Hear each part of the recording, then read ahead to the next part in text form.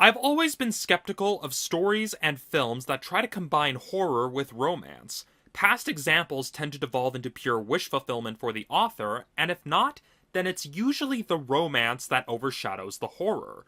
Guillermo Del Toro himself nearly fell into this trap with Crimson Peak. However, here, with The Shape of Water, I feel that he may have perfected what he set out to do with Crimson Peak, and actually crafted a story that balances the romantic with the horrific without losing sight of either one.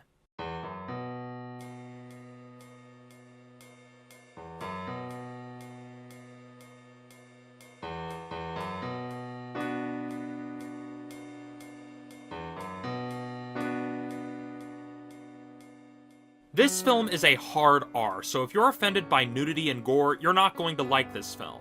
That said, if you're willing to look past that, you'll find a charming, engaging story that is filled with a winking self-awareness. It knows just how surreal its premise is, and it will even acknowledge that for comedic effect. But then it will remind you of the stakes of the film, which in turn keeps you invested.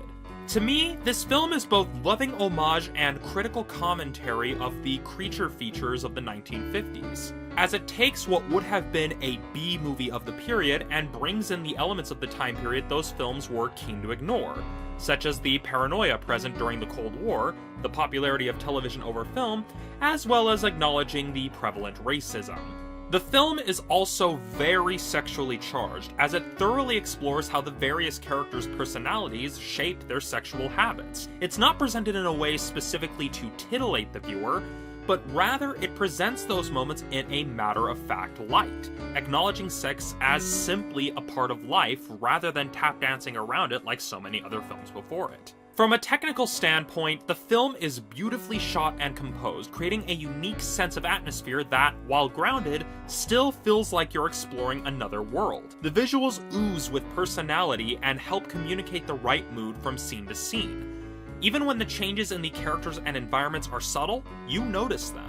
As for the effects, they carry that same level of polish one can expect from Del Toro's body of work, balancing realism with a unique sense of style.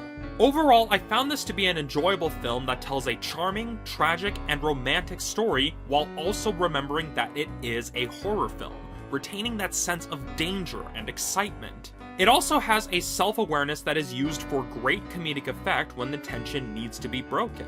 While the plot points are a tad predictable, you will find yourself pulled into the story, provided that you're willing to look past the gore and sexual content.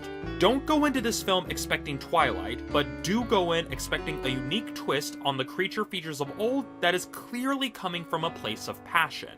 All of that said, The Shape of Water gets a 5 out of 5. So that's it for this episode of Romney's Reviews. Thank you for watching. I'll see you all next time.